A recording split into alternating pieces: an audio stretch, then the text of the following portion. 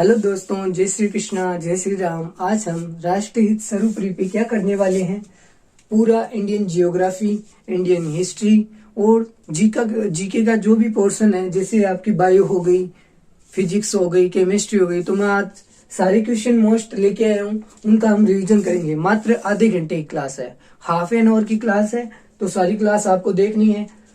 तो मैं स्टार्ट करता हूँ अभी मोस्ट क्वेश्चन से। देखो, स्वतंत्र भारत का अंतिम एवं फर्स्ट भारतीय गवर्नर जनरल, यानी स्वतंत्र भारत का अंतिम एवं फर्स्ट भारतीय गवर्नर जनरल, और ये आया हुआ है एसएससी के अंदर। आप पेपर को उठा के देख सकते हो। तो देखो, फर्स्ट गवर्नर जनरल कौन था। अब इसमें क्या चीज आपको सोचनी है। फर्स्ट गवर्नर जनरल वो भी क्या भारतीय, और अंतिम गवर्नर जनरल, अंतिम और फर्स्ट, ये मोस्ट इसलिए बनता है। वो कौन था, चक्रवर्ती राजगोपालाचार्य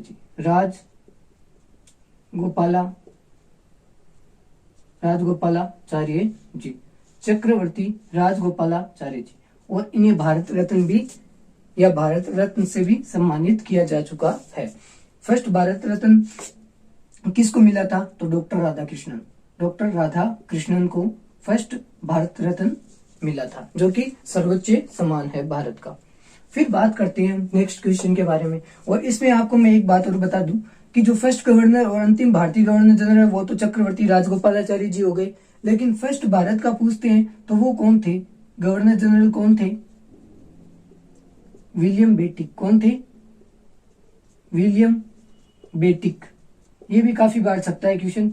विलियम बेटिक कौन थे, फर्स्ट गवर्नर जनरल भारत के थे स्वतंत्रता से पहले। तो अब बात करते हैं आगे और भी। अब देखो, भारत में प्रथम जनगणना कब हुई, मोस्ट भारत में प्रथम जनगणना कब हुई, तो भारत में फर्स्ट जनगणना कब हुई थी, तो वो हुई थी लॉर्ड मेयो के काल में, 1872 के अंदर, लॉर्ड मेयो द्वारा। कभी कभी ऐसे पूछता है कि 10 की जनगणना, तो 10 की जनगणना किसके काल में हुई थी, 10 की जनगणना बताओ आप, तो वो हुई थी लॉर्ड रिपन के काल में क्या हुई थी, 10 की जनगणना। तो ये भी आपको पता होना चाहिए। भारत में फर्स्ट जनगणना लॉर्ड मेयो के द्वारा 1872 के अंदर, और 10 की जनगणना रिपन के द्वारा। और फर्स्ट जनगणना कहां पे हुई थी विश्व के अंदर, वो हुई थी स्वीडन के अंदर। ये भी नोट कर लो, मेरे को याद है। फर्स्ट जनगणना विश्व के अंदर कहां पे हुई थी, किस देश में, स्वीडन के अंदर फर्स्ट जनगणना हुई थी, या पहली बार पूरे विश्व के अंदर जनगणना स्वीडन में हुई थी। फिर बात करते हैं 1857 के विद्रोह में राजा कौन था, तो वहां का राजा कौन था, कंवर सेन था। कौन था, कंवर सेन वहां का राजा था। 1857 के विद्रोह में कंवर सेन, या कंवर सिंह कर लो, कंवर सिंह कौन था, वहां का राजा था। ये एसएससी में आया हुआ है कि 1857 के विद्रोह में जगदीशपुरा के राजा कौन थे, तो वो कौन थे, कंवर सिंह थे। कौन थे, कंवर सिंह। फिर बात करते हैं, देखो 1857 की क्रांति में ऐसा मुस्लिम शासक कौन था जिसकी भारत में मृत्यु नहीं हुई थी और बाहर हुई थी, तो ऐसा क्रांतिकारी था बहादुर शाह जफर। कौन था, बहादुर शाह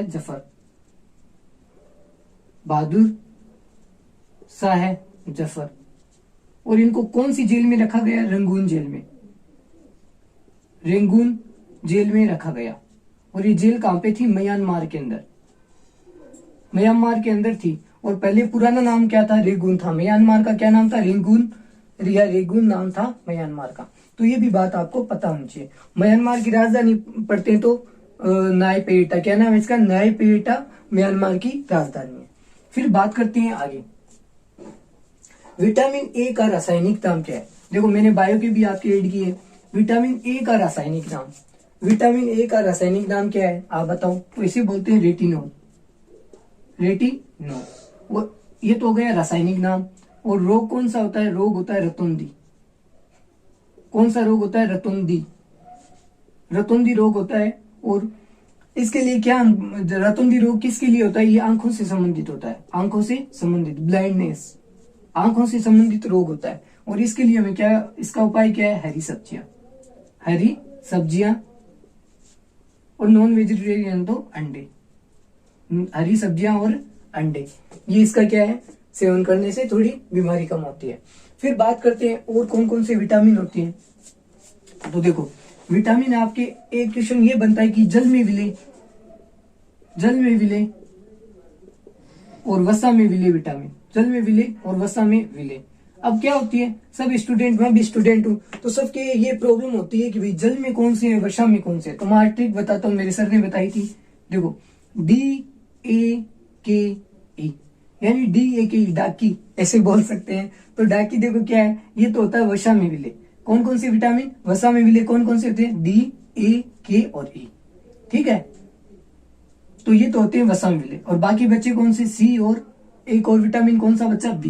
तो C और B जल में विले होते हैं। और C से कौन सा रोग होता है, स्कर्वी रोग होता है, मसूड़ों का फटना।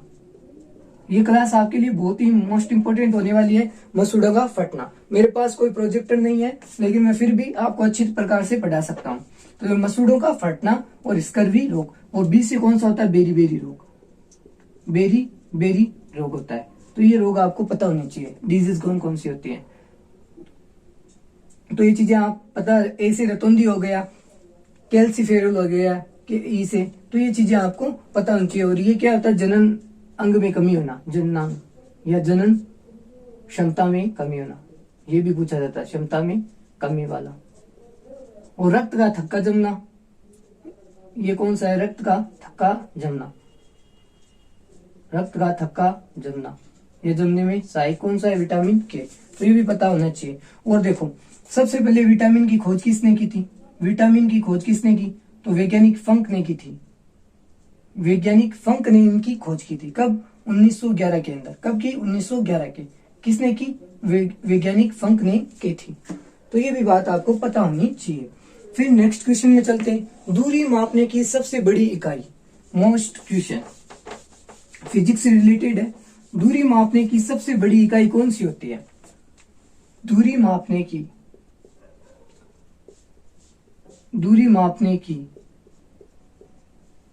सबसे बड़ी इकाई, वो होती है पारसेक। क्या होती है, पारसेक। ग्रहों के बीच में दूरी किससे मापी जाती है, पारसेक से मापी जाती है। और दूरी मापने की सबसे बड़ी इकाई है पारसेक। और भी सारी इकाई होती है, तो ये पारसेक आपको याद रखनी है, ये काफी बार पूछी जाती है। और वैसे मात्रक कितने होते हैं, तो इंपोर्टेंट मात्रक होते हैं 7। कितने होते हैं, 7। और कोण को किस में मापा जाता है, रेडियन में। और घनकोण को किस में मापा जाता है, घनकोण को, तो इसे स्टेरेडियन में, ये भी आपको पता होना चाहिए। बात करते हैं इकाई कौन कौन सी है, मात्रक कौन कौन सी होते हैं, द्रव्यमान हो गया, ठीक है, समय हो गया, सेकंड मात्रक हो गया समय का। तो ये बहुत सारी चीजें होती है, जैसे द्रव्यमान, सेकंड, वॉल्यूम, ये सारी क्या है, ये मात्रक है। तो ये 7 मात्रक होते हैं टोटल, आपको पता होना चाहिए। फिर बात करते हैं आगे, शरीर की सबसे छोटी हड्डी का नाम क्या है, शरीर की सबसे छोटी और बड़ी हड्डी, ये पूछी जाती है। आपको पता है क्योंकि आप तैयारी कर रहे हो और ये आते हैं क्वेश्चन। देखो सबसे बड़ी हड्डी, इसने पूछा है सबसे छोटी, पहले सबसे छोटी बताता हूं। शरीर की सबसे छोटी हड्डी होती है स्टेपिस या स्टेपिस होती है। ये कहाँ की होती है, कान के अंदर होती है, एक कान में होती है, छोटी सी कान की हड्डी होती है। फिर बात करते हैं सबसे बड़ी हड्डी, बड़ी हड्डी होती है फीमर। क्या होती है, फीमर। और ये कहाँ पे होती है, जांघ के अंदर, ये होती है जांघ के अंदर होती है। फीमर सबसे बड़ी होती है, स्टेपिस होती है कान के अंदर, जो कि सबसे छोटी होती है। ये बात भी आपको नोट डाउन करनी है। फिर बात करते हैं, ये तो हो गई विश्व नारियल दिवस। देखो ये भी आया हुआ है, विश्व नारियल दिवस कब मनाया जाता है। इस बार क्या है कि एसएससी जीडी देख लो, एसएससी सीएचएसएल, एसएससी सीजीएल, उनमें क्या है, ये डे पूछता है, 1 या 2 डे तो पूछता है। जैसे 1 डे तो आता है आपके विश्व करंट से रिलेटेड, विश्व नारियल दिवस। मैंने आपको ये क्लास भी पढ़ाई है, उसमें सारे है। विश्व नारियल दिवस ये कब मनाया जाता है, ये 2 सितंबर को। कब मनाया जाता है, 2 सितंबर को मनाया जाता है। विश्व महिला दिवस कब मनाया जाता है, बताओ जल्दी से। विश्व महिला दिवस 8 मार्च। कब मनाया जाता है? 8 मार्च को। ओजोन डे कब मनाया जाता है? मोस्ट करवाता हूँ। ओजोन डे कहाँ पे हुआ था? मॉन्ट्रियल कनाडा के अंदर इसका सम्मेलन हुआ था 1876 के अंदर। 1986 या 1887। तो ओजोन डे कब मनाया जाता है? तो ये मनाया जाता है 16 सितंबर। कब मनाया जाता है? 16 सितंबर को मनाया जाता है। फिर पृथ्वी दिवस, ये रियो डी जेनेरो के अंदर हुआ था, ब्राजील के अंदर। पृथ्वी सम्मेलन या पृथ्वी दिवस, विश्व पृथ्वी दिवस, अर्थ डे, वर्ल्ड अर्थ डे 22 अप्रैल को। 22 अप्रैल को पृथ्वी दिवस मनाया जाता है। फिर बात करते हैं जल दिवस। जल दिवस ये मनाया जाता है 22 मार्च। कब मनाया जाता है? 22 मार्च को सेलिब्रेट किया जाता है। फिर आता है आपके एक मोस्ट और डे, वो कौन सा डे है? तो वो है 22 मार्च हो गया। फिर आता है ओजोन डे हो गया, पृथ्वी दिवस हो गया, जल दिवस, योग दिवस। योग दिवस ये कब मनाया जाता है? 21 जून। 21 जून को। और इस बार ये थीम क्या थी? Yoga for humanity. ये भी आया हुआ, योगा फॉर ह्यूमैनिटी, मानवता के लिए योग। तो ये चीजें आपको याद करनी है। और कारगिल दिवस कब मनाया जाता है? कारगिल दिवस तो ये 26 जुलाई। ये 26 जुलाई, ये भी पूछा जाता है 26 जुलाई। तो ये भी आप नोट कर लो। फिर बात करते हैं मुगल वंश का संस्थापक। देखो मुगल वंश, मुगल कब आए थे भारत में? पहला मुगल कौन आया था? वही संस्थापक है इसका। तो पहला मुगल आया था बाबर। कौन आया था? बाबर, प्रथम मुगल। कौन आया था? बाबर। और इसकी क्या आत्मकथा क्या है? तजुक ए बाबरी। तजुक ए बाबरी, बाबरी या बाबरनामा, जिसे क्या कहते हैं? बाबरनामा भी कहते हैं, बाबरनामा। यह आपको पता होना चाहिए। और एक युद्ध होता है मोस्ट, जैसे राजस्थान की तैयारी करो, राणा सांगा और राणा सांगा वॉइस बाबर के बीच में, बाबर के बीच में। तो ये कौन सा होता है? 1527 के अंदर होता है। कौन सा होता है? राणा सांगा और इनके बीच में होता है। राणा सांगा और बाबर के बीच में होता है। अभी मेरे को याद नहीं आ रहा है। बहुत मोस्ट युद्ध है राणा सांगा और बाबर के बीच में। तो यार आप मेरे को बताओ, ठीक है? अभी मेरे को आ जाएगा तो मैं आपको बताऊंगा। वो युद्ध है राणा सांगा, उनके बीच में बहुत सारी युद्ध। राणा सांगा 1527 के अंदर। और ये डेट भी लिख लो आप, 17 मार्च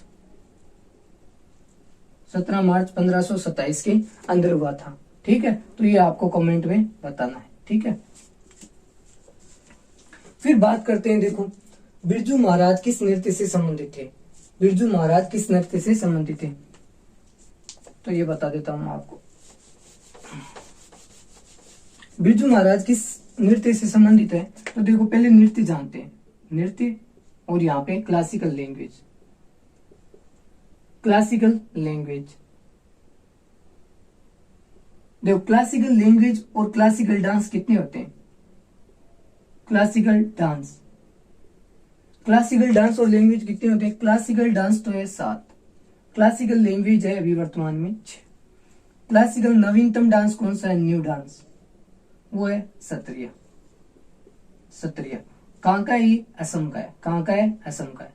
अब आपसे संबंध पूछा है, पंडित बिरजू महाराज किस नृत्य से संबंधित है? वो है कथक, वो है कथक।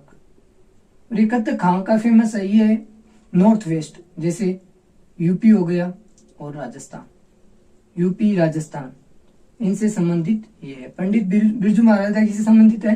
तो कथक से। पंडित बिरजू महाराज, पंडित बिरजू महाराज, ये आप नोट कर लो आराम से, महाराज। क्लासिकल लैंग्वेज की बात करते हैं तो कितनी अच्छा है? नवीनतम पूछेगा आपसे, नवीनतम कौन सी है? तो वो है उड़िया। कौन सी है? उड़िया नवीनतम है। ये भी आपको पता होना चाहिए। फिर बात करते हैं कि नृत्य, प्राचीनतम नृत्य कौन सा? तो वो है भरतनाट्यम, वो है भरतनाट्यम। प्राचीनतम तमिलनाडु का भरतनाट्यम है। तो ये भी आपको पता होना चाहिए। और यामिनी कृष्ण मूर्ति इसकी क्या है? नृत्यांगना। यामिनी कृष्ण मूर्ति, यामिनी कृष्ण मूर्ति इसकी क्या है? नृत्यांगना। यामिनी कृष्णमूर्ति हो गई, राधा रेड्डी हो गई, ये सारी इनकी नृत्यांगना है। और कथक, कथक के बाद में मोहिनी अट्टम। देखो मोहिनी अट्टम भी फेमस है। मोहिनी अट्टम, मोहिनी अट्टम कहाँ का है? तो केरल का है, केरल का है। और इसकी जैसे वो इसकी देखो हेमा मालिनी, हेमा मालिनी, श्रीदेवी, श्रीदेवी, हेमा मालिनी, ये सारी जो माधुरी दीक्षित है, ये सारी किससे? ये मोहिनी अट्टम से संबंधित है। तो फिर बात करते हैं आगे।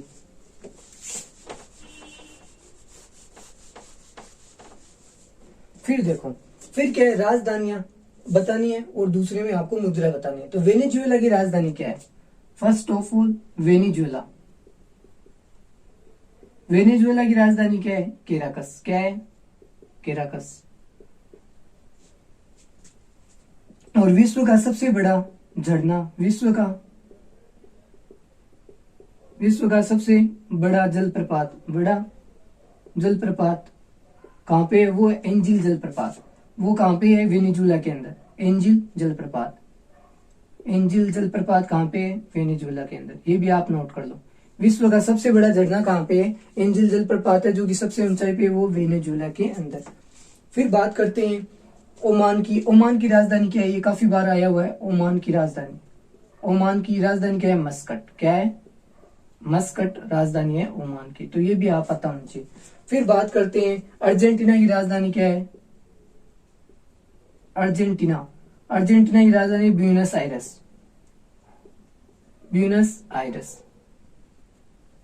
ब्यूनस आयरस राजधानी है। और अर्जेंटीना में जो घास के मैदान होते हैं उन्हें क्या बोलते हैं? Pampas, pampas. और अर्जेंटीना कौन से महाद्वीप में? तो ये दक्षिणी अमेरिका में।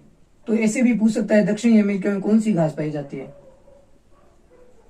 कौन सी घास पाई जाती है? पंपास पाई जाती है। और उत्तरी अमेरिका की बात आती है तो कौन सी घास पाई जाती है उत्तरी अमेरिका में?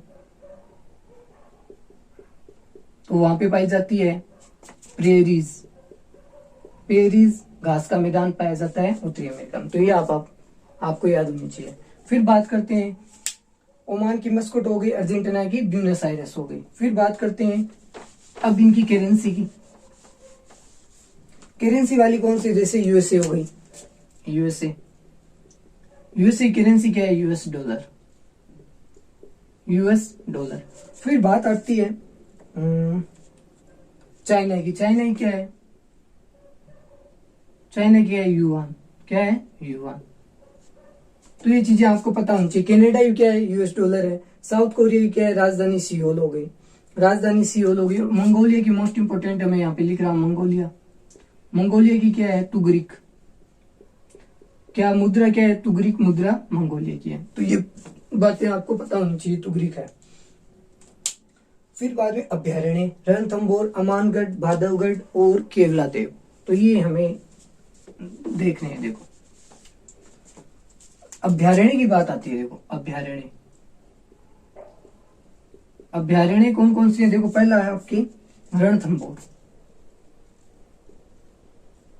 रणथंभौर। देखो रणथंभौर की बात आती है तो ये राजस्थान, तो राजस्थान का क्या है? राजस्थान का फर्स्ट अभ्यारण्य है।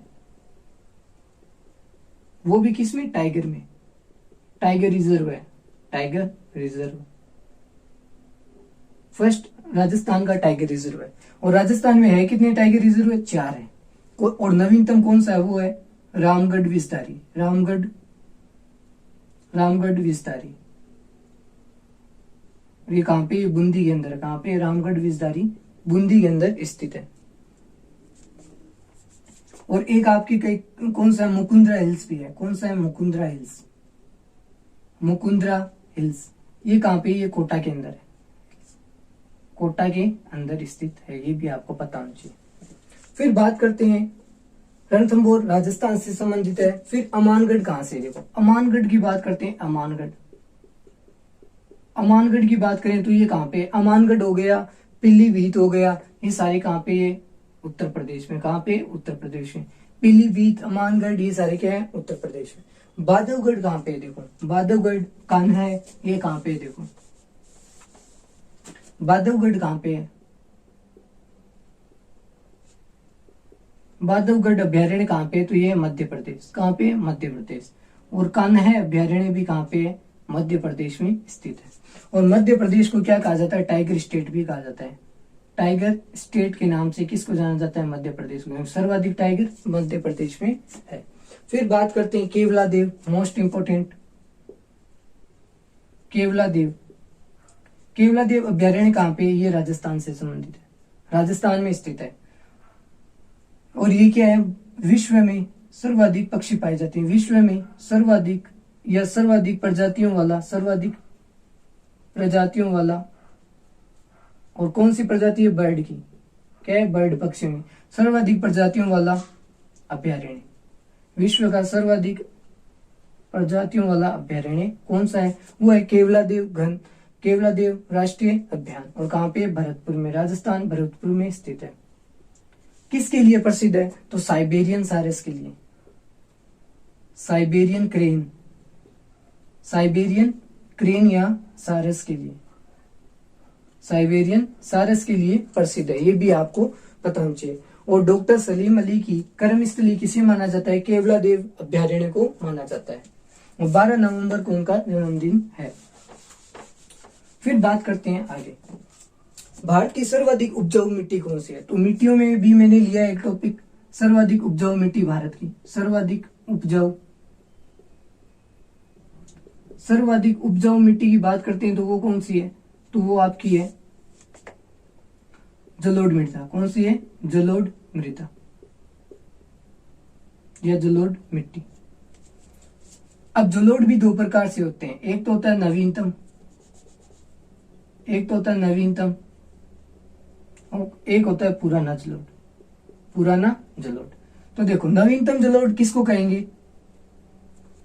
खादर को। किसको कहते हैं? खादर को। अब बड़ी कंफ्यूजन होती है भाई, खादर को क्यों, किसको कहेंगे? खादर को कहते हैं या बागर को कहते हैं? तो ये कंफ्यूजन होती है। खादी कपड़ा क्या होता है? नया होता है ना। खादी कपड़े क्या होते हैं? नए होते हैं, अच्छे होते हैं, फॉर्मल होते हैं। तो देखो, नवीनतम क्यों कौन होगा? खादर। और बागर कौन सा होता है? पुराना जलोढ़ बागर होता है। और जलोढ़ मिट्टी क्या होती है? तो ये मिट्टी क्या होती है? नदियों द्वारा लाई गई मिट्टी होती है। और इनमें सर्वाधिक मात्रा किसकी होती है? तो सर्वाधिक मात्रा में कौन सा तत्व होता है? तो वो होता है एल्यूमिनियम प्लस सिलिकॉन। एल्यूमिनियम और सिलिकॉन की इसमें प्रधानता होती है। फिर बात करते हैं आपके, एक और मैंने दिया है रेगुर मिट्टी। रेगुर मिट्टी भी मैंने दिया है क्योंकि ये भी काफी बार एसएससी में पूछा जाता है। रेगुर मिट्टी किसे कहते हैं? रेगुर मिट्टी। तो ये किस मिट्टी को कहा जाता है? ये काली मिट्टी को कहा जाता है, काली मिट्टी। और इसे कछारी मिट्टी भी कहते हैं, काली मिट्टी। जल धारण क्षमता सर्वाधिक होती है, जल धारण क्षमता सर्वाधिक होती है किसकी? काली मिट्टी की। क्यों होती है? बारीक कण होने के कारण, सूक्ष्म कण होने के कारण, सूक्ष्म कणों के कारण। ठीक है। और इसमें ये काली क्यों होती है ये भी बता देता हूं। काली क्यों होती है? टिटेनीफेरस के कारण।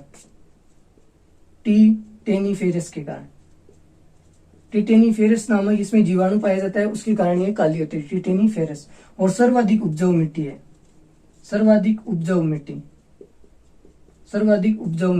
है। और इसमें कौन सी फसल उगाई जाती है? कपास की। कौन सी फसल उगाई जाती है? कपास की फसल उगाई जाती है। तो ये आपको पता होना चाहिए। फिर बात करते हैं आगे,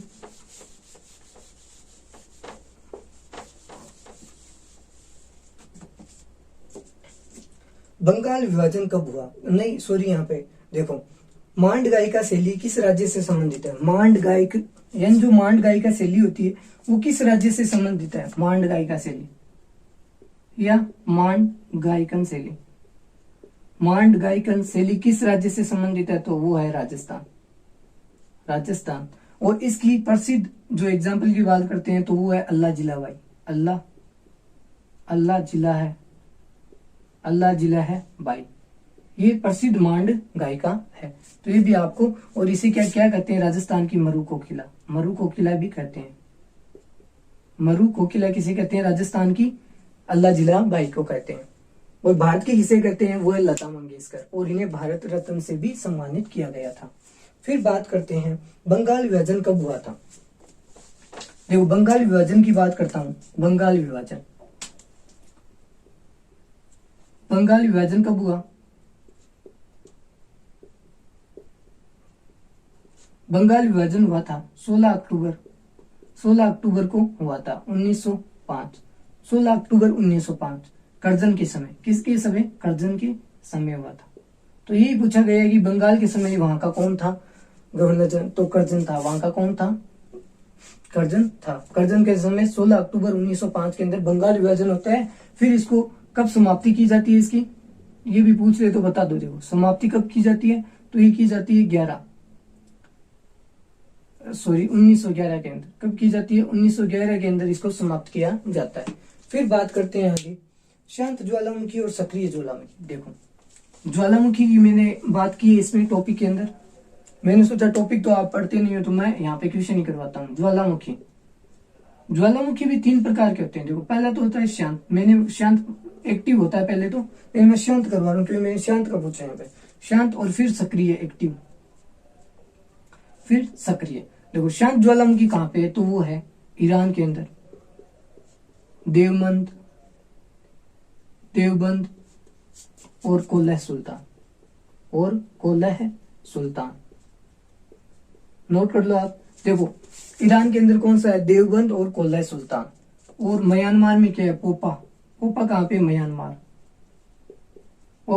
म्यांमार। ये भी क्या है? शांत ज्वालामुखी है। तो देवबंद, कोल्लह सुल्तान, पोपा म्यांमार में, तो ये सारे कहाँ पे है? शांत ज्वालामुखी है। फिर बात करते हैं एक्टिव ज्वालामुखी। क्वेश्चन एक्टिव ज्वालामुखी से ज्यादा बनता है। क्यों बनता है? देखो एक्टिव वोल्केनो देखो इसमें क्या है? सर्वाधिक कहां पाए जाते हैं? सर्वाधिक प्रशांत महासागर में। सर्वाधिक प्रशांत महासागर में पाए जाते हैं 500 से अधिक। और टोटल कितनी है अभी वर्तमान में? सर्वाधिक 500 है।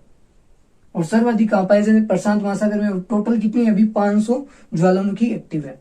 फिर बात करते हैं देखो स्ट्रोम्बेली, इटली का स्ट्रोम्बेली और एटना। स्ट्रोम्बेली और एटना पूछा जाता है कहाँ के हैं? इटली के। कहाँ के हैं? इटली के। और स्ट्रोम्बेली को क्या कहा जाता है? भूमध्य सागर का प्रकाश स्तंभ। भूमध्य सागर का प्रकाश स्तंभ भी कहते हैं। प्रकाश स्तंभ, तो भूमध्य सागर का प्रकाश स्तंभ भी इसे कहा जाता है। तो ये आपको होने चाहिए कि स्ट्रोम्बेली और एटना कहाँ के हैं? इटली के हैं। और ये पूछे जाते हैं। भूमध्य सागर का प्रकाश स्तंभ स्ट्रोम्बेली को कहते हैं। और देखो अग्निवल्य कहाँ पे कहते हैं? अग्निवल्य कहाँ कहते हैं?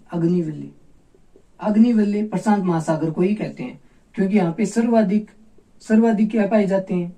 वोल्केनो, सर्वाधिक ज्वालामुखी पाए जाने के कारण इसे क्या कहते हैं?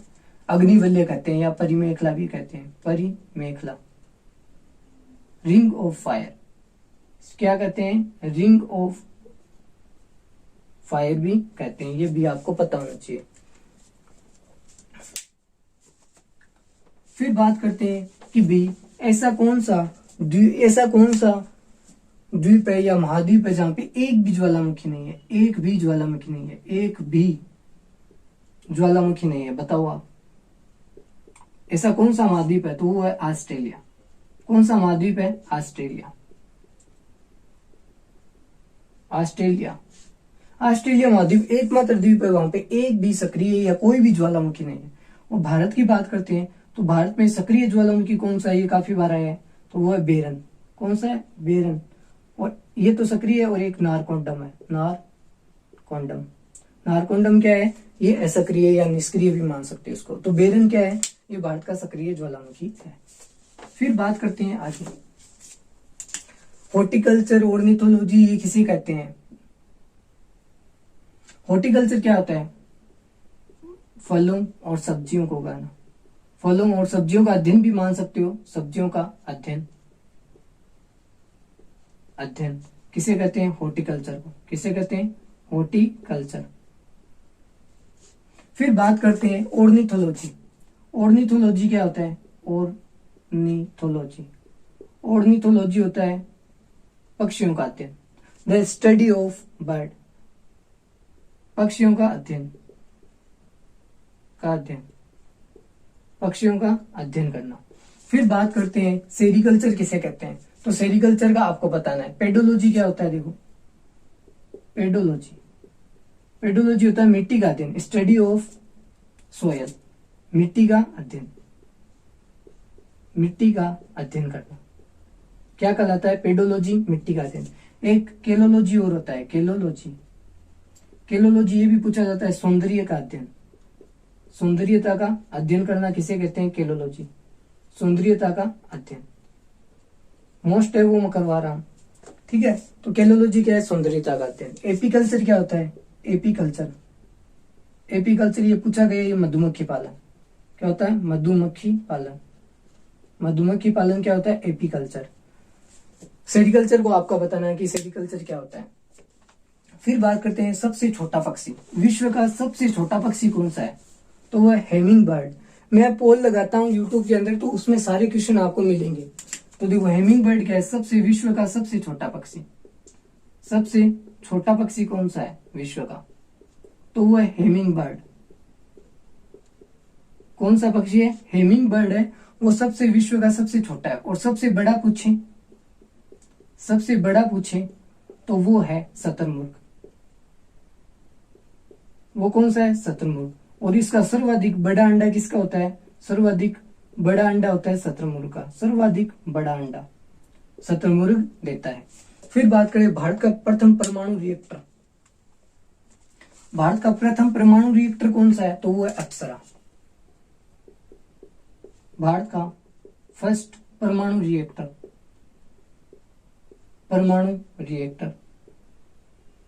वो कहां पे है? वो है अप्सरा। फिर बात करते हैं संयंत्र कौन सा है? जैसे तारापुर, महाराष्ट्र। फर्स्ट परमाणु संयंत्र कहां पे? तारापुर, महाराष्ट्र। और बात करें राउतबाटा कहां पे? तो राउतबाटा चित्तौड़गढ़ के अंदर है। वो भी कहां पे? राजस्थान में। तो ये है फर्स्ट इंडिया का। फिर बात करते हैं आगे क्या है? संयंत्र तेलकुआ कहां पे? भारत का फर्स्ट तेलकुआ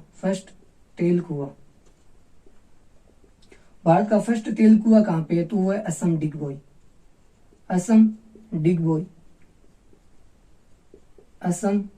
वो कहां पे है? फर्स्ट तेल का कुआं है। अगर राजस्थान की बात करते हैं तो वो है मंगला। राजस्थान का कौन सा है? वो है मंगला। किसके द्वारा स्थापित किया गया? केयर्न एनर्जी द्वारा स्थापित किया गया है। तो दोस्तों, मैंने आपको सभी करवाए हैं क्वेश्चन। अगर अच्छे लगे तो लाइक करना और शेयर करना। धन्यवाद। जय श्री राम।